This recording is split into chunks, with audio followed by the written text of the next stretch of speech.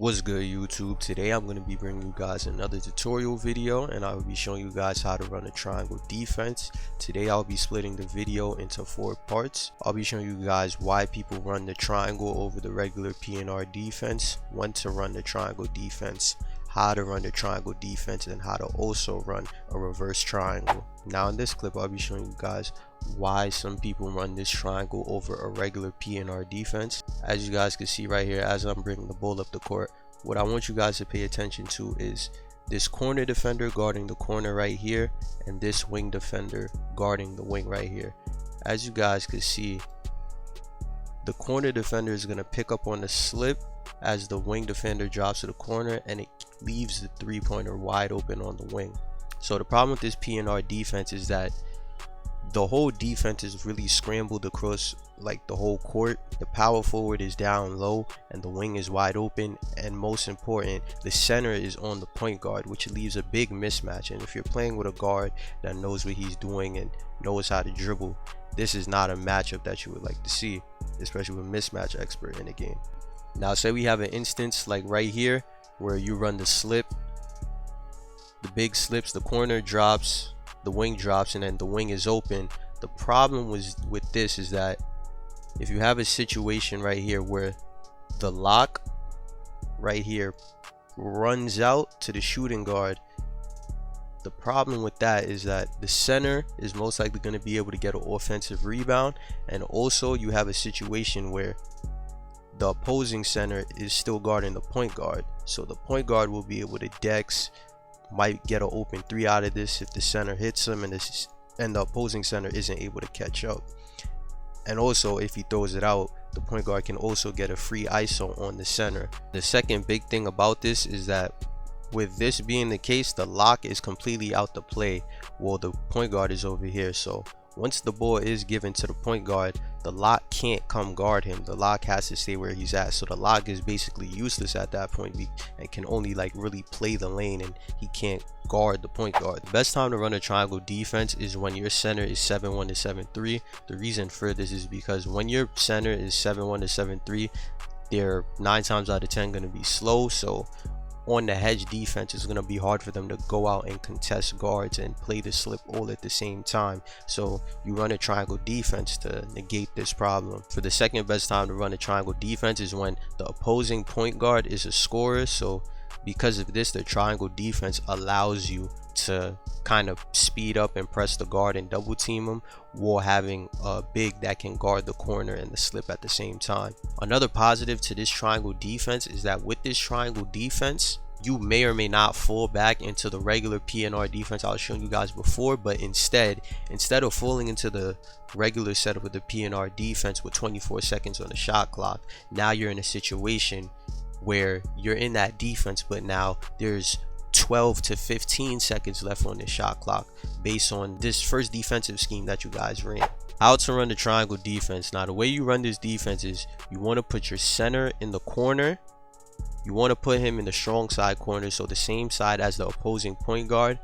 You want to continue to have your lock guard the point guard, and you want to put one of your corner defenders, which will be your small forward or your power forward, and put them as the hedge defender on the screen. For video purposes, I set it up like this, but 9 times out of 10 in the actual game, the defense will more so look like this. So once the play starts, on the slip, what you want to do is when the center slips, your center, the defending center, will come over and catch the slip, and the person that's on the sideline side of the double team will drop down to the corner. And basically all it is like it's a rotation like a triangle. Now there are 2 ways you can run this triangle. Most teams are going to do it the first way I tell you guys, but I'm going to give you guys 2. The first way you can run this is, as a defending team, you guys can officially do the triangle once you guys see the pass leave the point guard's hands and then rotate. The reason you guys will want to do it like this is to prevent the point guard from dotting anything if you guys pre-rotate, which is the second way you guys can also do this. Second way you guys can run this is basically pre-rotating. So before the point guard even throws the pass, as soon as the slip happens, you guys can just go and then drop down.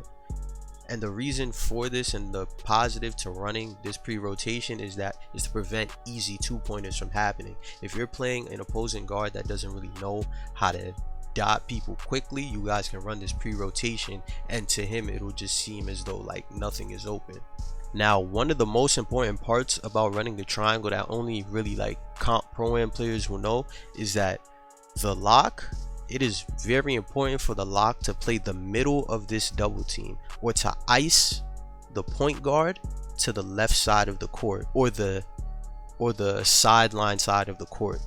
It's most important to force them towards, you know, the corner. The reason for this is because by doing this, the lock prevents themselves from getting lost in like the triangle rotation. So I'll show you guys right here. So say for example, on the slip, say the lock was guarding the left instead of the middle of the court, what's going to end up happening is when the triangle happens, the center is going to drop and the lock has no other choice but to go in the corner. So then at that point, the lock is basically useless. So then once the center might come for a re-slip, the next time he slips again is going to be the lock down low, and then it's going to be the center in the corner. And then on the third slip is finally when the lockdown defender is going to be able to come back up on the point guard.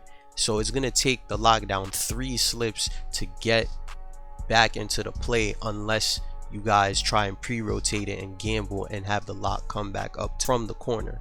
However, by doing this, you guys might give up either a free slip or a free corner 3. Now, for how to run a reverse triangle, basically what you want to do is, as the play is happening, you want the power forward or whatever corner defender is guarding the weak side corner to drop down to the slip.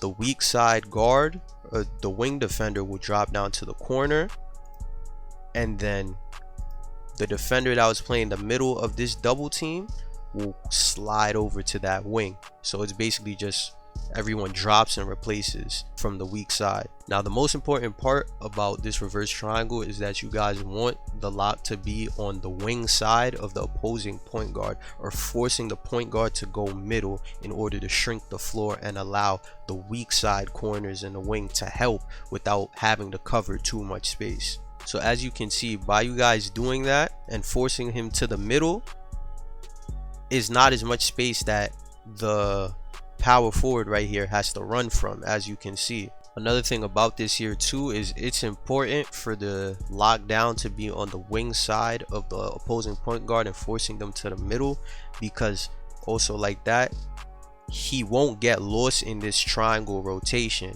As you can see, the small forward is the one that has to go to the wing, and the lock is still on ball. If we were in a different situation where the lock was on the middle side and the small forward was on the wing side, what would end up happening is on this slip, the power forward would pick up, the point guard would drop to the corner, and then the lock would end up having to go over here to this wing, and now you have a situation where the corner defender is guarding the point guard instead of the lockdown.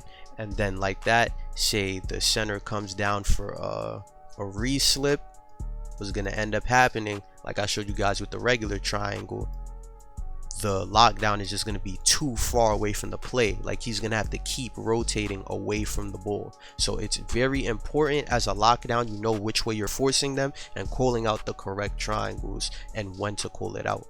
And also another tip for when you're running the reverse triangle, another thing that you guys can actually do is, if you want to, you guys can put 2 guards up on the PNR and then have one of your corners guard the wing. So by you guys doing this, when the slip happens, the power forward will pick up, the other corner will drop into the corner, and then this guard, the PG, will fall back to the wing.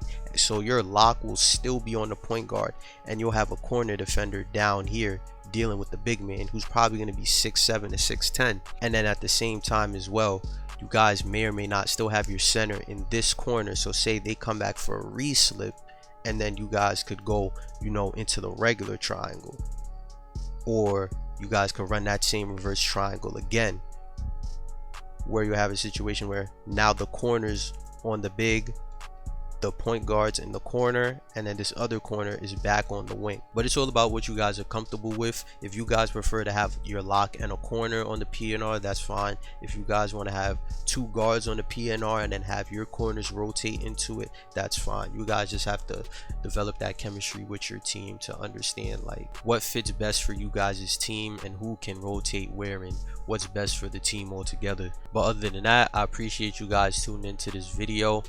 Make sure you guys like, comment, and subscribe. If this video helped you, make sure to leave a comment down below. But other than that, I'll holla at y'all and I'll see y'all in the next video.